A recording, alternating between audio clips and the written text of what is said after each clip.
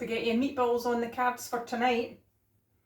What you will need is bog standard packet of spaghetti. There's 4 in our family, so we buy a 12 pack of meatballs. These are beef meatballs. You can get turkey meatballs, which we've had previously, but we've just got beef today. Sad face, this is my last half jar left of homegrown tomatoes. So I have got, because I had them in the fridge, fresh tomatoes. Mushrooms, because we made pizza the other night and we have them left over, so we'll add those into our sauce. A medium onion. I have 5 cloves of garlic.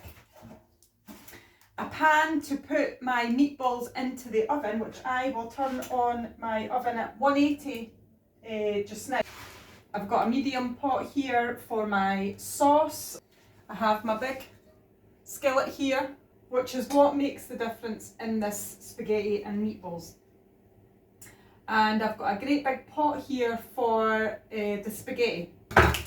We'll just pop our meatballs. You do not have to do anything to the meatballs to put them in the oven.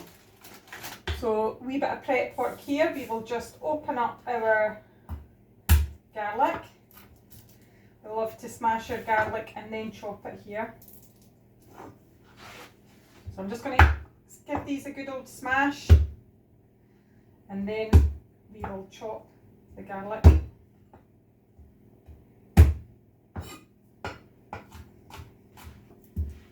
Next thing is we've got our medium onion. We are just going to top and tail that. This is how I chop my onions. I have chopped so many onions that I believe it doesn't affect me watery eye wise as much as it affects a lot of other people. So you just want to take the top skin off your onion here, anything that's brown or that looks a kind of waxy colour, because I always find that that layer of skin never cooks down properly. And we're just going to slice it, not super fine, and then dice it. So I slice it about half a centimetre thick between my slices, and then just flip it round to the side and dice it that way, and it dices through the layers. And then we will just pop the onion in beside our garlic. We will chop them down. Keep the stalks on, just it's all mushroom. There's no need to waste any part of the mushroom. And if you have mushrooms, or if you don't like mushrooms, you can add whichever mushrooms you like into your meal. The meals that I cook, I use what I have. I don't waste anything. I don't go and buy anything special. If there happens to be mushrooms or any of the ingredients that I want to use or reduced, I will pick those in favour of buying something at full price, because especially if I'm going to cook it that day, then it's a saving. In the current climate, budget climate, we all need to save money. In my opinion, it does not matter which mushrooms you use. So I've got some olive oil in the pot there with the onions, garlic and mushrooms.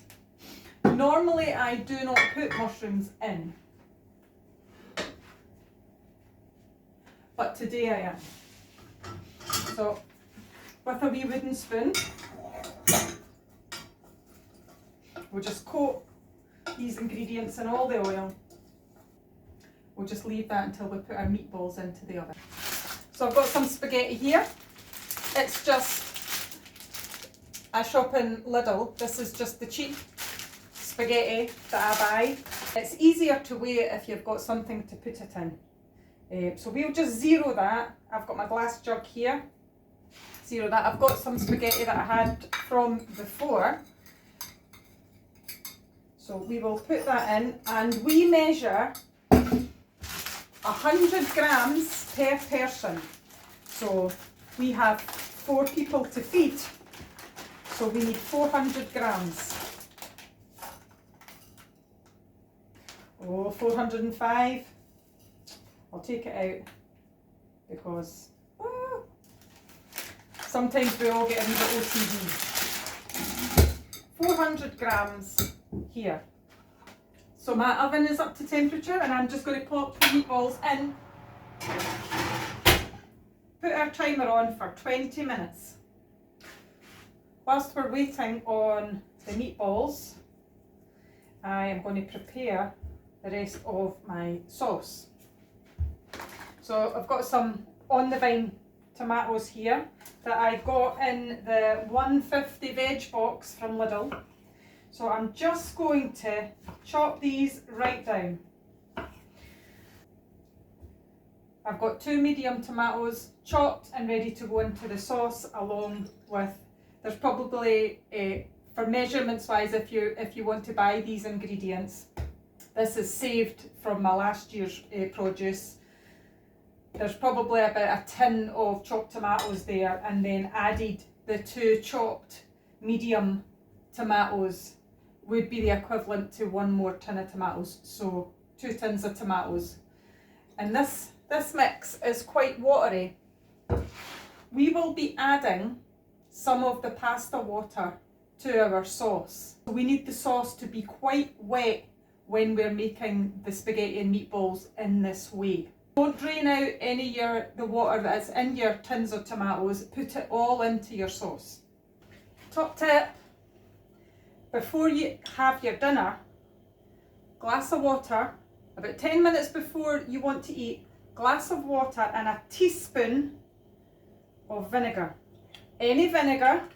What this does is, if like me, your body is lazy and does not want to absorb the vitamins that you give it anymore, by doing this helps to activate the acids in your stomach, and therefore breaks down your food a lot better and helps to let your body absorb the nutrients that you're giving it.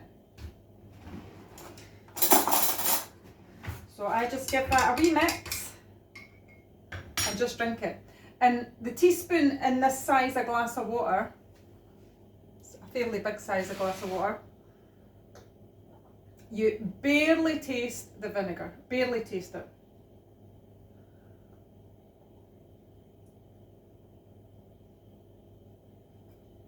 Does anybody else find that at dinner time, when you're making the dinner, that you're dead thirsty? I've drank all day and I am dead thirsty.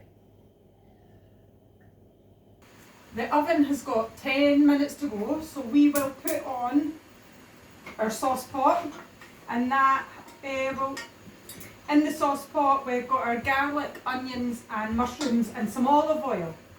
So we'll just saute them for 5 minutes. We'll start to bring our pasta pot up to temperature with boiling water in it. It is a preference that you have a big pot for spaghetti, but it's not essential. I've only bought this pot in the last few years and managed quite happily with a shallow pot. You just need a little more care at the beginning of when you put your pasta in the pot to keep on moving it so that it doesn't stick together. So in this pot, we've half filled it and put a teaspoon of salt in. So we've got a good 5 minutes left with our meatballs. I'm just going to give them a wee shimmy about.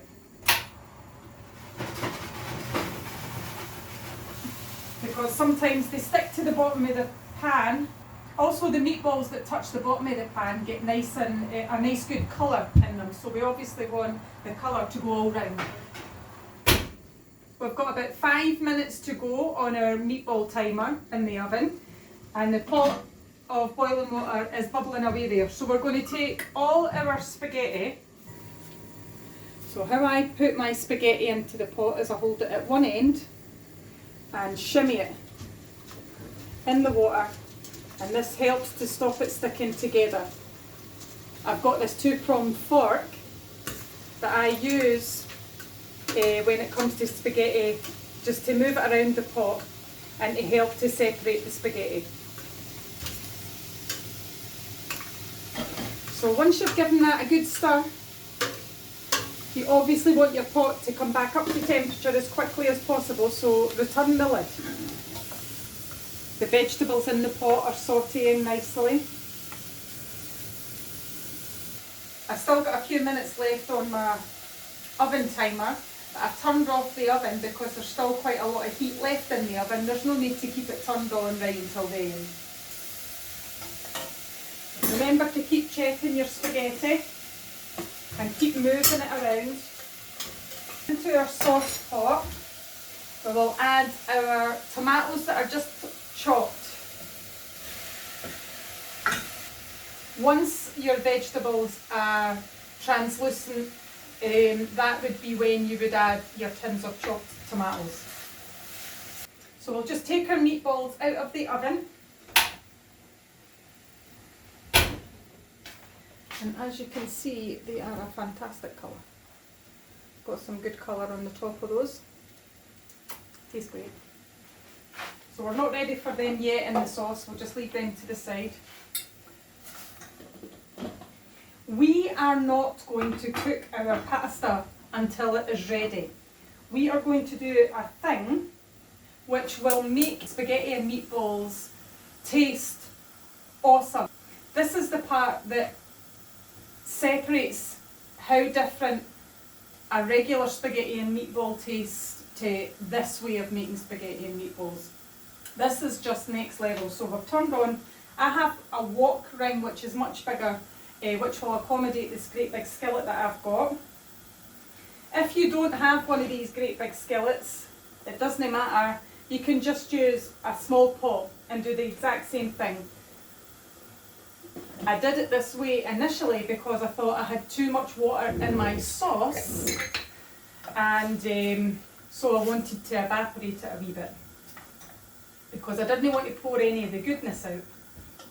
So these tomatoes, the chopped tomatoes, are beginning to soften, so at this point I'll add the rest of my tomatoes. So you would add your chopped tomatoes at this point once your vegetables have become translucent. Pasta needs continuous attention. It's all coming together just because we love olive oil. I'm going to turn my heat down to halfway. I've got my skillet on my wok ring and I've got my heat down to halfway. I am going to turn this pasta pot off, is what I'm going to do. So I'm going to add all my sauce into that skillet.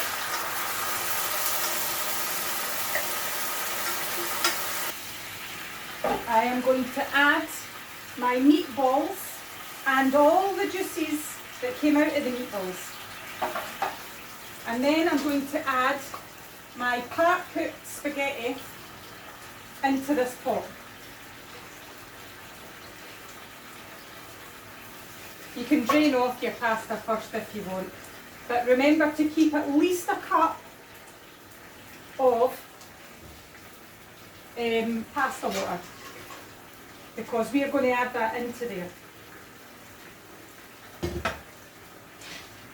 So I'm just going to pour some, so that's about a cup, and I'm going to drain the rest of this off. And that's me just added the rest of the pasta. So now I'm just going to use, I've got these didgeridoo utensil. So I'm just going to turn that heat down to quite low. Now what we're looking for is for the pasta to absorb all the liquid that is in this skillet. If you move it too much, the spaghetti will break, so remember just to give it a rest.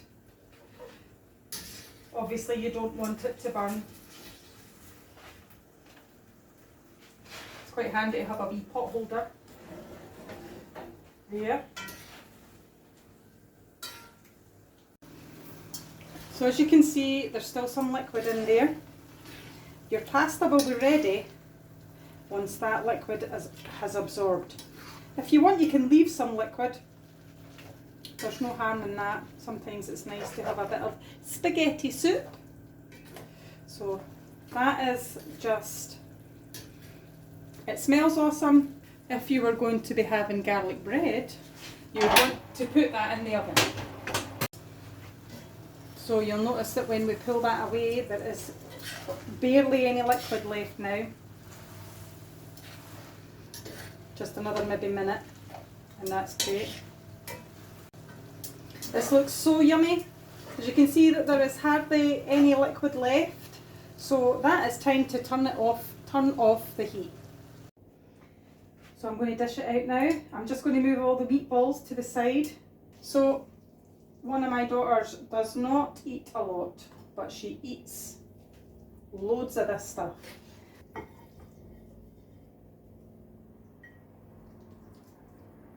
As you can see, 100 grams of pasta is a lot of pasta. So everybody gets 3 meatballs. Separating them makes it easier to share out. And none of this gets wasted, it gets eaten. There is silence at the table. And this is Michelle's spaghetti and meatballs. Now this is one of my recipes that I'm desperate to hear what you think about. And also if there's other things that you add into it, please let me know, because we absolutely love this spaghetti and meatballs and I really hope that you enjoy it.